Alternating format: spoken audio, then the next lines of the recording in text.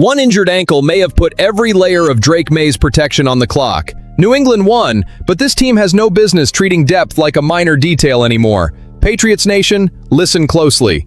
Marcus Bryant's injury triggered an immediate demand for action, opened the door to discussing a massive addition, and raised the stakes around two performances that erupted against Philadelphia. One running back refused to go down, one receiver turned speed into a verdict, and the front office must separate the guys who flashed in August from the guys who can actually protect this team's future. Hit the like button because today's conversation comes with no anesthesia. The opening drive against the Eagles had barely started when Marcus Bryant's night changed. The starting right tackle went down on an inside run, received medical attention, saw Mike Vrabel come onto the field, and walked off gingerly before entering the blue medical tent. The team announced an ankle injury and ruled him out for the rest of the 24-21 win. After the game, Vrabel said he believed Bryant had simply been rolled up on, but he still did not know how serious the injury was. That does not call for panic, it calls for urgency. Bryant was not some forgotten body at the bottom of the roster.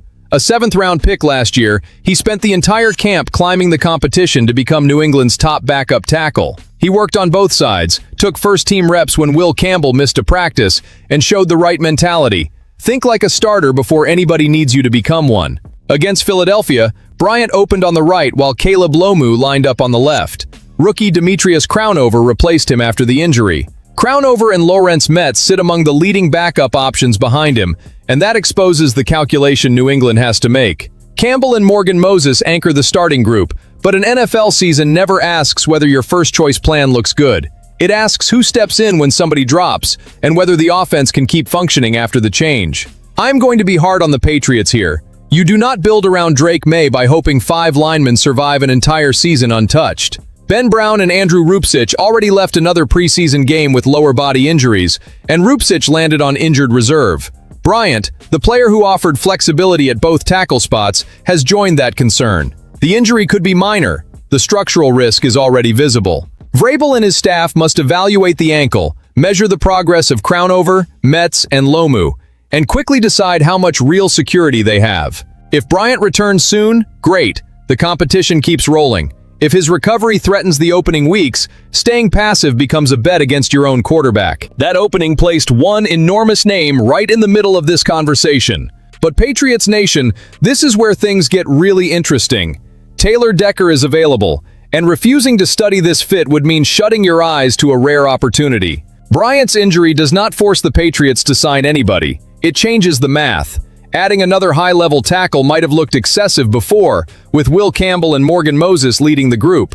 The chance to add experience, protection, and room to survive an absence suddenly carries legitimate weight. Decker is not a generic veteran floating around the market to fill the last spot on a depth chart. He is 6'7", 324 pounds, and has built his entire career at left tackle.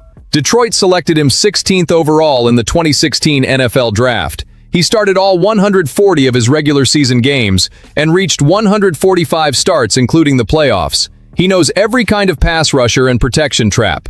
His resume grew even stronger during Detroit's recent rise. Decker earned a Pro Bowl selection for the 2024 season, played in multiple postseason runs, and helped the Lions win back-to-back division titles.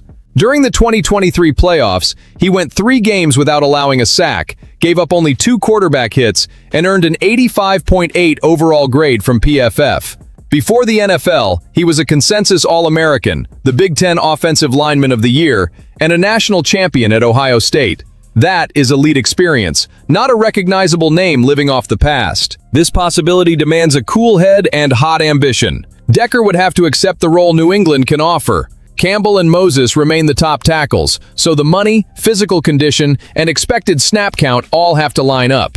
Decker may also prefer a team with an immediate opening in the starting lineup, but I will not accept the lazy argument that signing a veteran like this would automatically hurt development.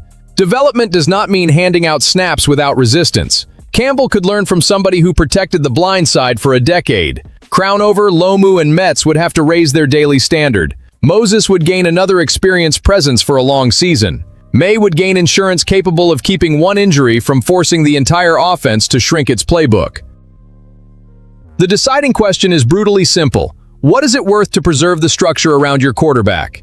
If Decker's price fits and the medical evaluation says he can still play at the required level, New England needs to attack. Not to announce some social media blockbuster, to stop one August injury from exposing the same weakness in December. Marcus Bryant may recover quickly and continue his climb.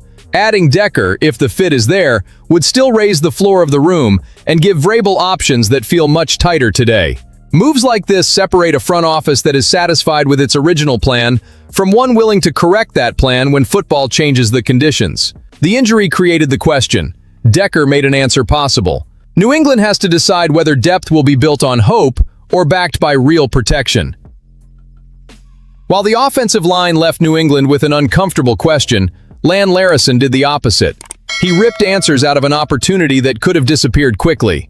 Larison entered as another name in a crowded competition and left with the backfield's most complete performance.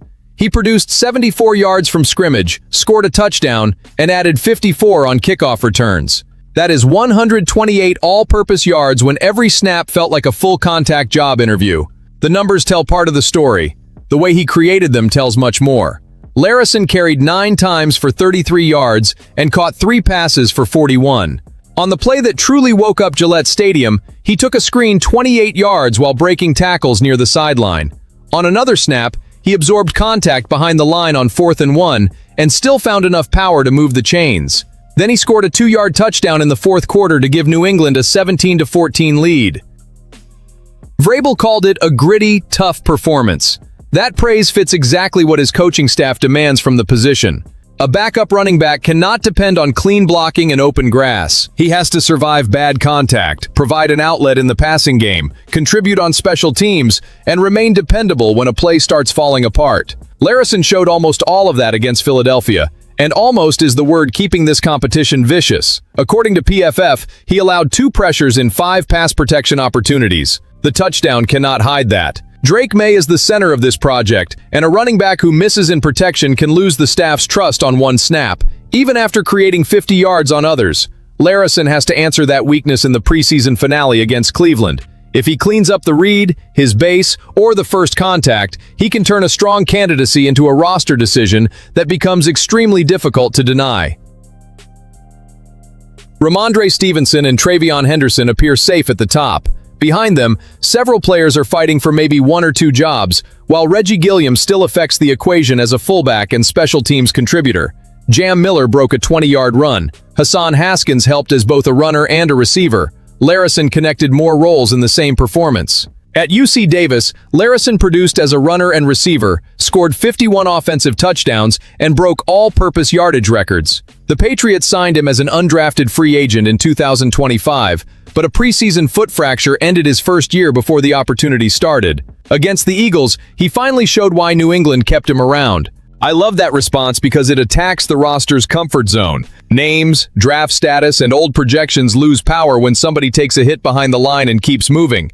Larison did not lock up a job.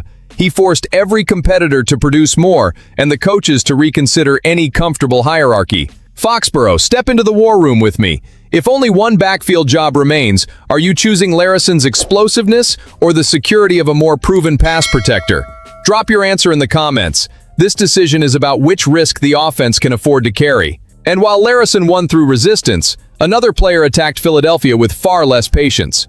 He ran past the coverage before it had any chance to react. Kyle Williams did not ask permission to climb out of the bottom of this competition. He simply put 69 yards between himself and every comfortable conversation about cutting him. With 4:03 left in the first half, the Patriots trailed 7-3 and were still struggling to push the ball deep into Eagles territory. After a Jermichael Hasty run and an Efton Chisholm third catch, Tommy DeVito saw the matchup he wanted. Williams isolated against press coverage. The ball went up. Ambry Thomas fell behind. Williams caught it down the right side and raced into the south end zone to put New England ahead 10-7. There was no fight at the catch point. No pursuit angle could repair the mistake. That was speed converted directly into 6 points. It was also Williams' second straight preseason game with a touchdown after he scored against Indianapolis. That changes the weight of his summer. Williams spent parts of camp working as the 7th receiver after an unconvincing start. Cutting a legitimate threat outside the numbers has become difficult to imagine. Vrabel highlighted that ability and wants Williams stretching the field while improving the details demanded by the staff. The evaluation has to reach beyond one highlight. Williams caught only 10 passes as a rookie,